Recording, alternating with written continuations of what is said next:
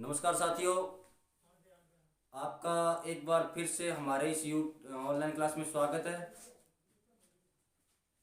मैं आशा करता हूं कि आप लगातार पढ़ रहे होंगे, नोट्स बना रहे होंगे वीडियो देखकर। हम पिछले कुछ दिनों से मेवाड़ का इतिहास पढ़ रहे थे।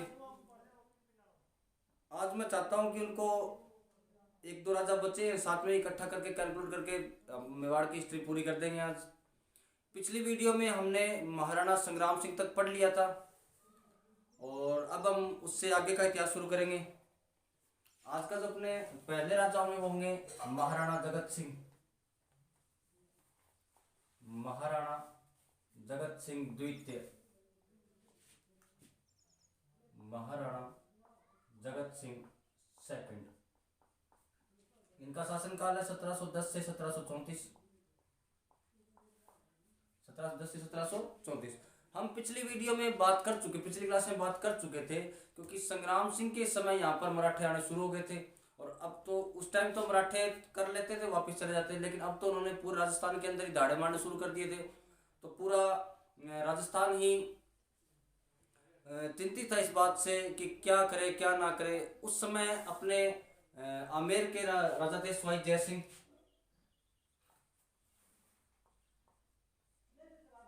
आमेर के सवाई जय सिंह और जगत सिंह से पहले राजा थे संग्राम सिंह। मेवाड़ के थे संग्राम सिंह।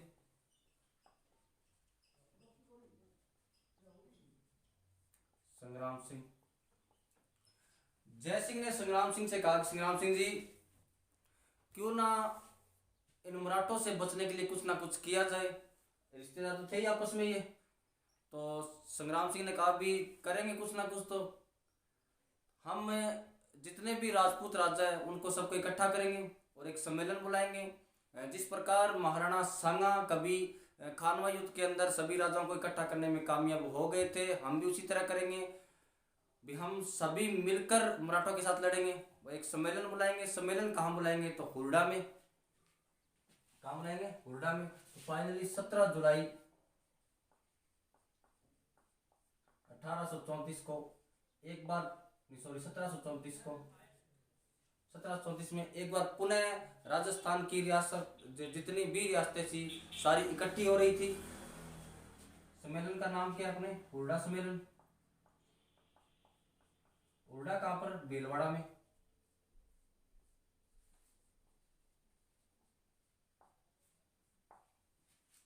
अब आपसे ये पूछ ले भी जो हुरडा सम्मेलन है वो किस राजा के दिमाग की उपज है? क्वेश्चन तो बढ़ सकता है भी इसका मास्टरमाइंड कौन है? इसका जो मास्टरमाइंड था सवाई जय सिंह।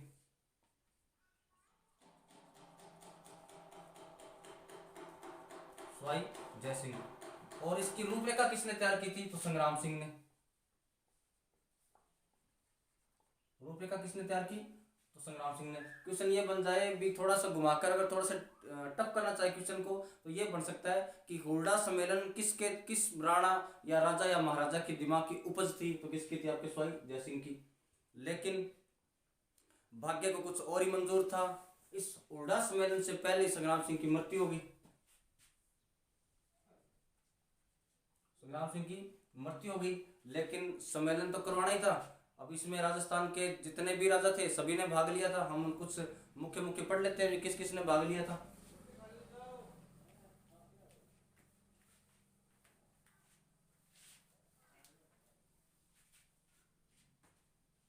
एक तो आपके आमेर से तो सवाई जय सिंह।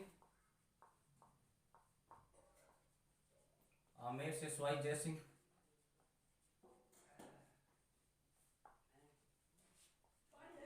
मेवाड़ से जगत सिंह सेकंड। मेवाड़ से जगत सिंह सेकंड।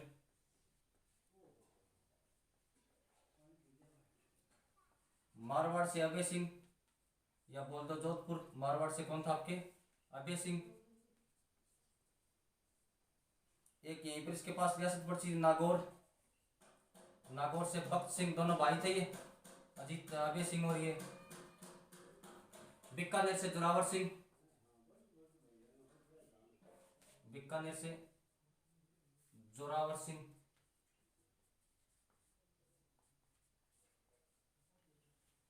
बूंदी का दुलेर सिंह,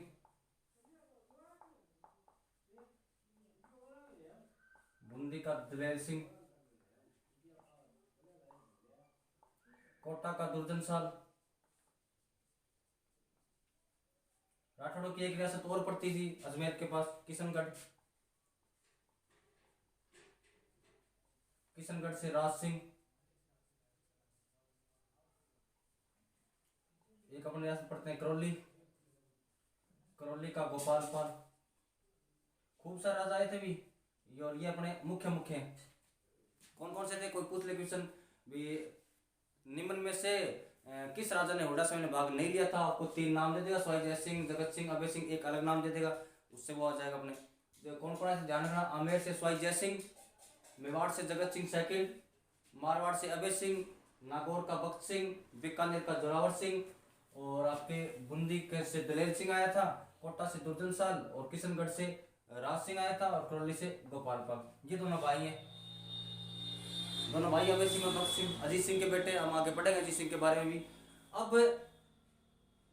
सारे राजा इकट्ठे हो गए। अब दिक्कत ये हुई, अध्यक्षता कौन करेगा भी, इसका अध्यक्ष कौन बनेगा? स्वाई जय सिंह तो चाहे कि मैं बन जाऊं,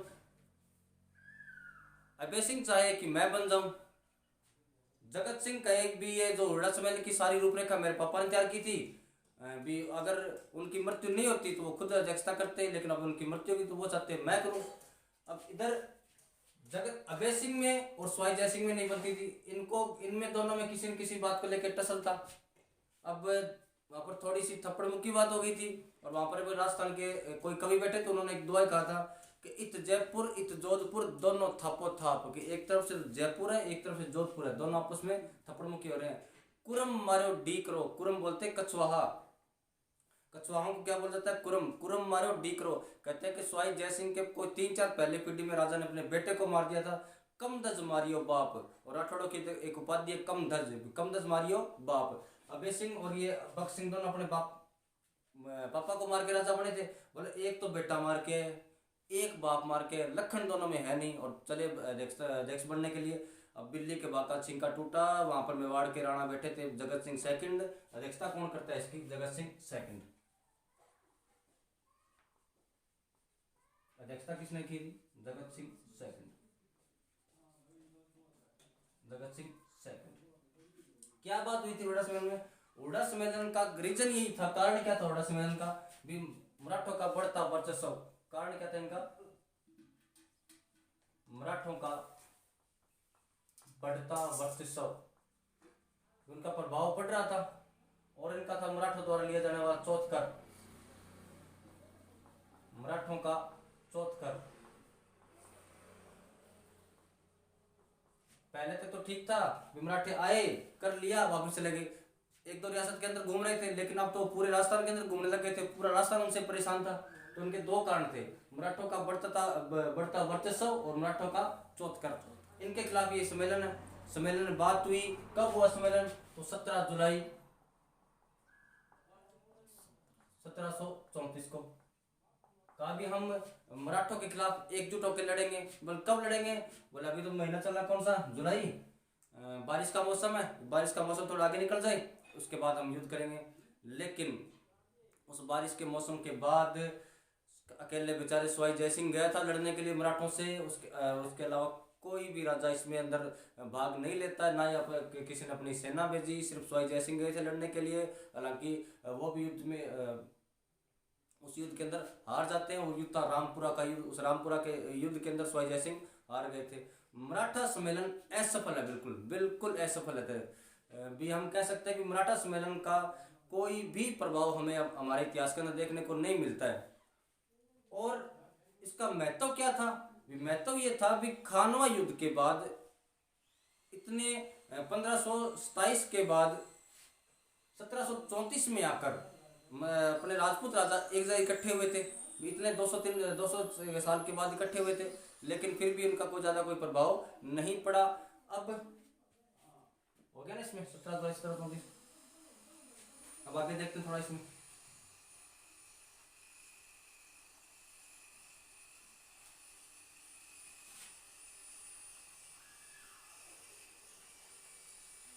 और क्या क्या बात है जगत सिंह ने? जगत सिंह ने एक महल का निर्माण किया था, जगत निवास महल। जगत निवास महल। रीजन ये रहा था भी कोई भी राजा नहीं चाहता था भी मैं एक राजा से दूसरे राजा के झंडे के नीचे लड़ना चाहूँ। सबको अपना अपना चाहिए था कि मैं राजा तो मेरे नीचे सारे काम करे, मैं राजा तो मेरे नीचे सारे लड़े। लेकिन सभी वो कहते ना, अपने तो गांव में रिवाज है कि सारा अपना अपना मंत्री बन रहे हैं। वही बात इसके उल्टा सम्मेलन के अंदर हुई और सभी को अपनी अपनी प्रतिष्ठा अच्छी लगती थी। इसी कारण से राजपूत राजा इकट्ठे जरूर हो गए थे, लेकिन वो युद्ध करने में असफल रहे थे। अब उन्होंने महल कौन से बनाया आपके? तो जगत निवास महल। कहां पर है? उदयपुर में। इस जगत निवास महल के निर्माण की कहानी किसने लिखी थी? तो एक राइटर हुए थे नेक राम। इनकी पुस्तक है जगत विलास। पुस्तक कौन सी इनकी? जगत विलास पुस्तक में से जगत निवास महल की पूरी पूरी हमें जानकारी मिलती है, किस तरह निर्माण हुआ था। तो राइटर याद रखना, ये पूछ लेंगे नेक राम किस राजा के दरबार में दरबारी थे? तो आपके महाराणा जगत सिंह सेकंड के। इनकी बुक कौन सी है? जगत विलास। ये थे अपने महाराणा जगत सिंह। आगे पढ़ते इसमें थोड़ा।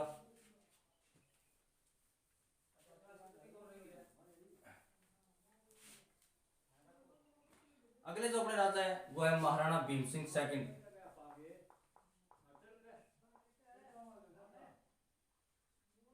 महाराणा भीम सिंह सेकंड। इनका शासनकाल कब से कब तक? 1784 से 1824। 1784 से 1824। ध्यान देना एक बात को, हम पिछले कुछ दिनों से कहाँ का इतिहास पढ़ रहे हैं? मेवाड़। मेवाड़ में हम डायनेस्टी कौन सी पढ़ रहे हैं? गुहिल। और इस गुहिल डायनेस्टी का राजा कौन सा पढ़ रहे हैं? भीम सिंह सेकंड।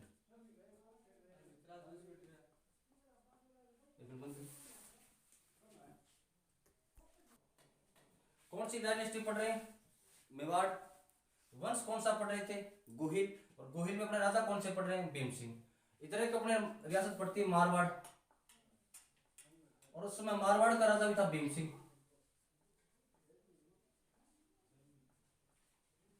मेवाड़ का राजा है भीम सिंह सेकंड। मारवाड़ का राजा कौन सा? आपके भीम सिंह। इस मेवाड़ वाले भीम सिंह की बेटी थी कृष्णा कुमारी।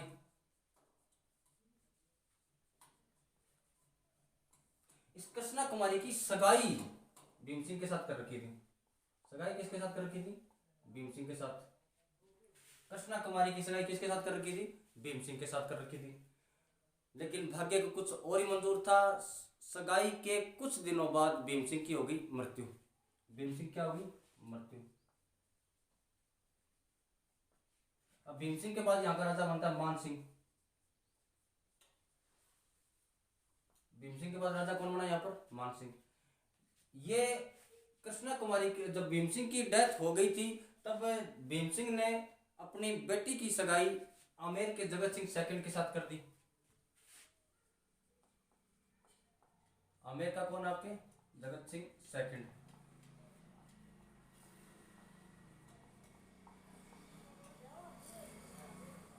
सगाई कर दी। आप ये देख लो, ये सगाई नंबर 1 और ये सगाई नंबर 2, ऐसे देख लो। सगाई नंबर 1 किसके साथ कर रखी है? तो मारवाड़ वाले भीम सिंह के साथ। उसकी डेथ हो गई। दूसरी सगाई किसके साथ की थी? जगत सिंह सेकंड के साथ। इधर मारवाड़ का राजा कौन बना है? मान सिंह। अब लोगों ने कहना शुरू किया मान सिंह से कि मान सिंह, भीम सिंह की सगाई कर रखी थी मेवाड़, वो तो खुदा को खास्ता वो उसकी वो डेथ हो गई। अगर डेथ नहीं होती तो कृष्णा कुमारी अपने यहाँ पर मारवाड़ में आती, शादी करके आती। अब उसकी सगाई कर रखी है आमेर वाले जगत सिंह के साथ। कहीं ना कहीं ये मारवाड़ की प्रतिष्ठा के ऊपर कलंक रहेगा कि उनके घर आने वाली लड़की आमेर जा रही है। लोगों ने उंगलियां लगानी शुरू की, और उंगलियां आपको पता ही कितना ज्यादा भयंकर काम करती है। अब मान सिंह ने कहा भीम सिंह से कि भीम सिंह, तुम ऐसा कैसे कर सकते हो कि तुमने अपनी बेटी की सगाई हमारे यहाँ की थी, और सगाई अपने आप में आधा विवाह होता है। अब जब चलो भैया की कोई ना डेथ हो गई, तो और भी तो है, हम कृष्णा कुमारी की शादी मारवाड़ी कराएंगे। लेकिन इस बात में भीम सिंह, ये मेवाड़ वाले भीम सिंह राजी नहीं हुए। उसने कहा कि मैंने अपनी बेटी की सगाई आमेर वाले जगत सिंह के साथ कर रखी है, मैं शादी भी वहीं करूंगा। लेकिन भीम इस समय आकर मेवाड़ थोड़ा कमजोर भी हो रखा था और मारवाड़ और आमेर वाले थोड़े शक्तिशाली थे, और मान सिंह ने थोड़ा दबाव दिया। तो भीम सिंह ने कहा कि अब तो आमेर वाले जगत सिंह जाने हैं और तुम जाने। अब मान सिंह ने जगत सिंह के पास मैसेज किया, जगत सिंह तुम ये शादी नहीं कर सकते। कृष्णा कुमारी बेहद सुंदर राजकुमारी थी। जगत सिंह ने कहा कि मैं तो शादी करूंगा, तो इसके लिए चाहे मुझको कुछ भी करना पड़े। तब मान सिंह ने कहा कुछ भी करना पड़े फिर तो लड़ाई होगी। अब इन दोनों के बीच में, मारवाड़ और आमेर के बीच में एक प्रसिद्ध युद्ध होता है जिसको हम बोलते हैं गिंगोली का युद्ध। गिंगोली का युद्ध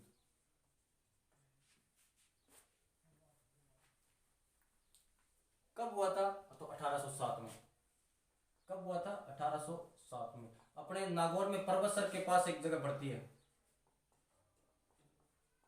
परबतसर नागौर। इसका एक दूसरा नाम और मिलता है परबतसर का युद्ध, गिंगोली का युद्ध भी कह सकते हैं और इसे परबतसर का युद्ध भी कह सकते हैं। इस युद्ध के अंदर किस किस के बीच में हो रहा है? तो जगत सिंह सेकंड वर्सेस मारवाड़ के मान सिंह के बीच में। किस कारण? तो मेवाड़ की राजकुमारी कृष्णा कुमारी के कारण। लड़ाई दोनों के बीच में किसके कारण हो रही है? तो मेवाड़ की राजकुमारी कृष्णा कुमारी के कारण।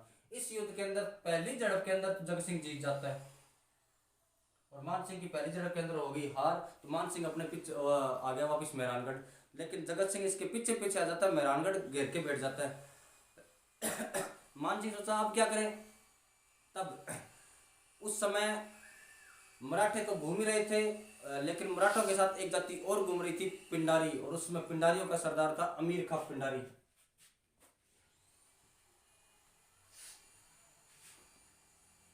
अमीर खां पिंडारी।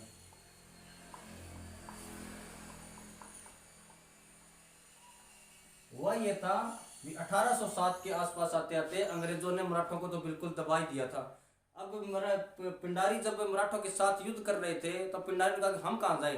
तब मराठों ने कहा कि तुम अपना देखो। तो अमीर खां पिंडारी अपनी 2000 की सेना ले रखी थी, खुद का स्टार्टअप खड़ा कर रखा था, दाड़े मारने शुरू कर दिए। पैसे लेकर किसी की तरफ से लड़ना था। मान सिंह ने इसको पैसे दिए तो अमीर खान ने जयपुर के कुछ हिस्से अपने कब्जे में कर लिए थे। जगत सिंह बैठा है मेहरानगढ़ घेरे हुए। अमीर खां आमेर जयपुर के अंदर कुछ कब्जा कर लेता है। जब इस बात का पता चला जगत सिंह को, तो जगत सिंह ने मेहरानगढ़ को छोड़ा, वापिस कहाँ चला गया था?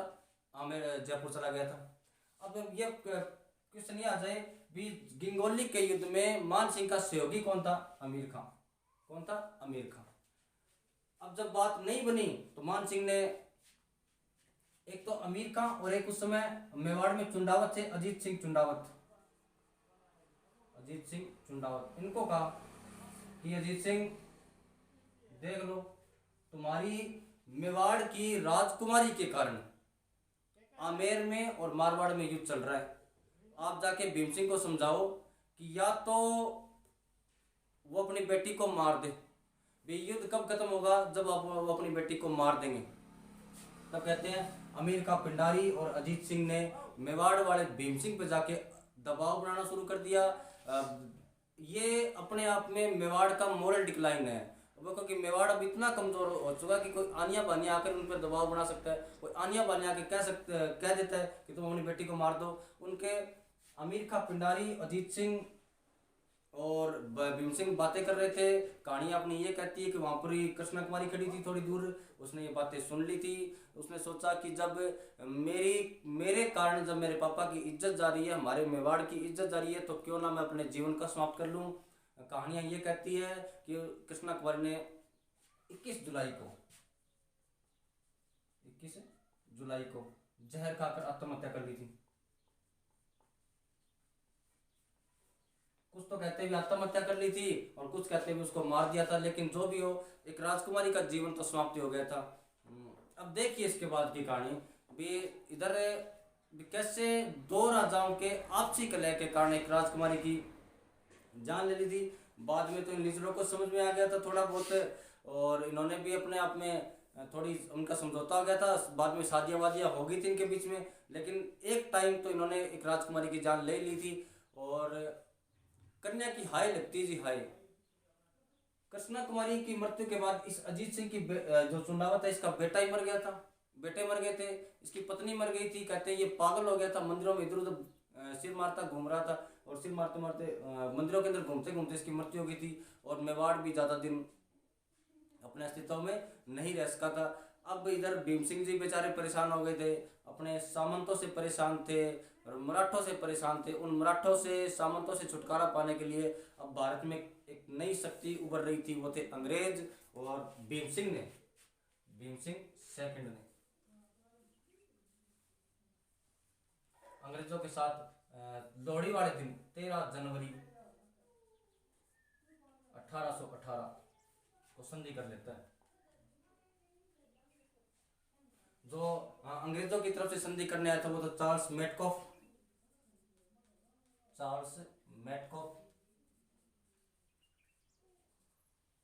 और मेवाड़ की तरफ से जो संधि करना था अजीत सिंह। ये नहीं, भी दूसरा है, ये अजीत सिंह सेकंड है। अजीत सिंह, ये क्वेश्चन बन सकता है कि मेवाड़ वालों ने जब अंग्रेजों के साथ संधि की तो अंग्रेजों की तरफ से अधिकारी कौन आया था? Charles Metcalfe. मेवाड़ वालों की तरफ से कौन आए थे? मेवाड़ की तरफ से कौन आया था? अजीत सिंह। और उस समय मेवाड़ का जो पॉलिटिकल एजेंट बन के आया था वो थे अपने कर्नल जेम्स टोड। पीए कौन बन के आया था? अपने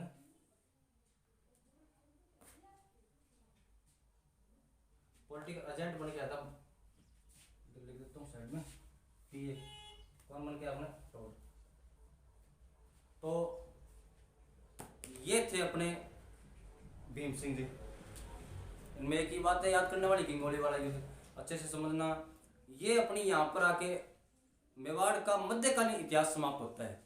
भी मध्यकालीन इतिहास मैंने आपको कल ही बताया था, भी जब हमने अंग्रेजों के साथ संधियां कर ली थी वहां तक हम राजस्थान के मध्यकालीन इतिहास को पढ़ते हैं।